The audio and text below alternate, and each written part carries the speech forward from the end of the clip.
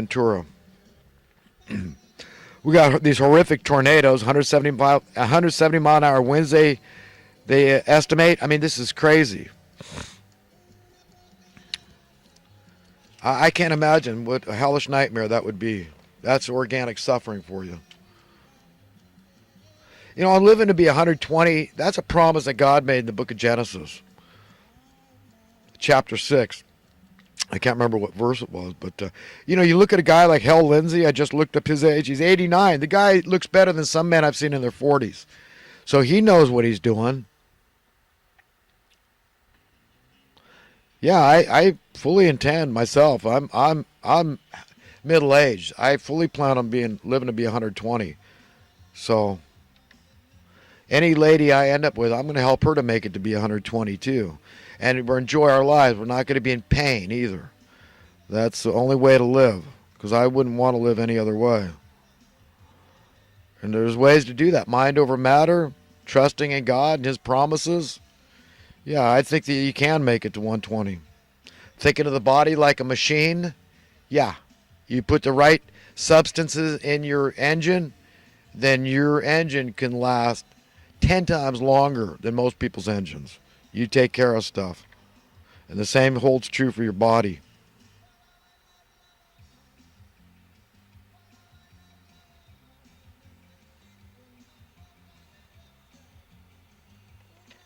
You know, when I'm talking to God sometimes privately, I refer to Him any way I want. Bro, dude, friend. It's great, man. I just love that kind of relationship. And that's the relationship He wants. Easy,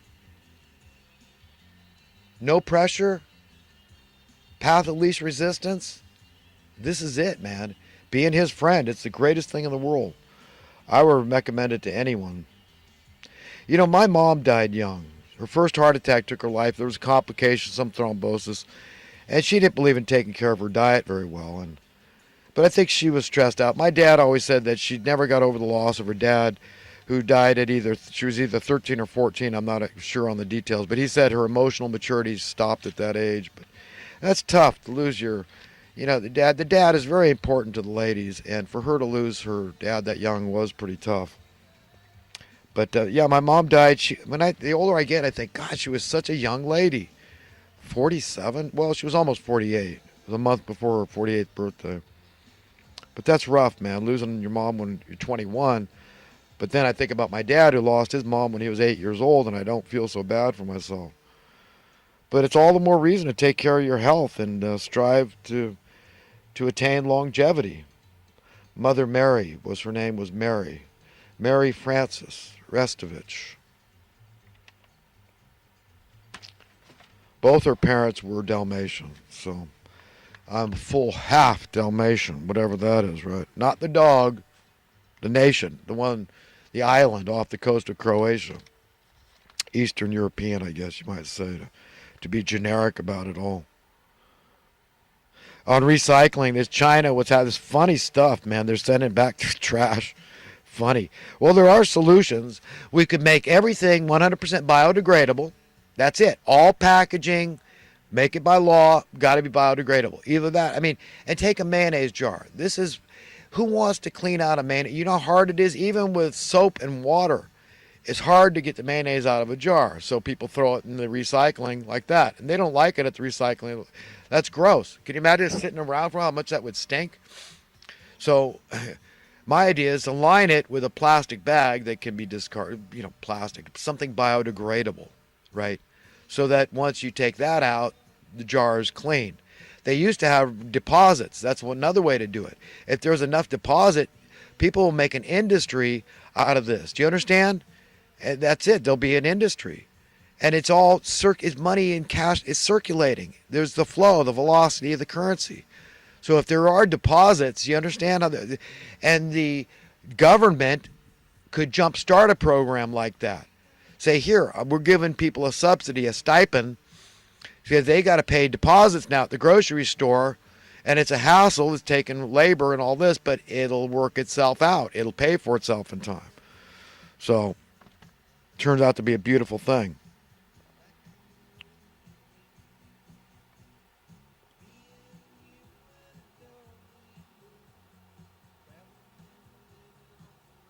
I was at the gas station recently, and I saw a couple of people that looked homeless, let's say. They got this Jesus Center nearby. It's kind of a soup kitchen. And they help the homeless out a bit, but sometimes they walk by this gas station, and I don't wait for these people to beg me. If I suspect somebody's homeless, I like, hey, if I've got a couple extra bucks, and this couple, this looked like a woman freshly here from Latin America somewhere. This other white guy, and looked like a local American guy, and I gave him a few bucks. Their face, like, they just love it. It's so beautiful, and you see, it's more blessed to give than to receive, and they're grateful to me. And I'm thinking, you have no idea. You blessed me. I have an obligation to pay this tithe. I've got to give it to somebody. This is approved. I mean, what I do for you, I'm doing for Jesus. He said he's the least of men. Who are these homeless people? It's Jesus to me. They're symbolic of Jesus. And then I get in the gas station. I'm paying for my gas. I think it was $34. And for whatever reason, another guy looked homeless right next to me, standing in line. This guy said, "Hey, I'm making an even 35." I'm thinking, whoa. Even what does that even mean? But I said, "Hey, listen, I just gave these guys, I'm not taking your dollar." A homeless guy's got nothing, then pot to piss in, literally. And that's how these people are so often. It's beautiful when you see them. They're the most generous people in the world. They share their tobacco and all their. I tell you what, I just have all the respect in the world for the downtrodden.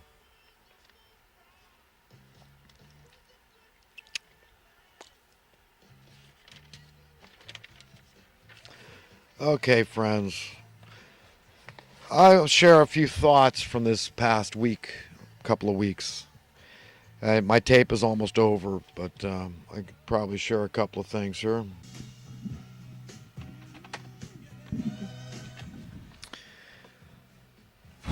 I've got my thoughts are building, so I'm going to have to devote more time in the near future to getting caught up. But here we go. For anyone to believe they are content, free, secure, and happy in this current satanically run beast system is deluded. Believing such a state is possible in a world rife with incontrovertibly unnecessary human suffering is a sure ticket to Hades. Yeah, you gotta believe right, and that means checking in with God, to shape your opinions, your belief systems. There's no way to do it right on our own. We're gonna get it wrong. We're born masters of self-deceit, I firmly believe. So prayer is essential to having it together.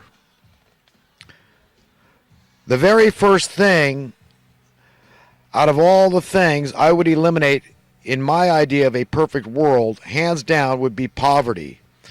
Conversely, the very last thing out of all the things evil men would eliminate in their idea of a perfect world would be poverty.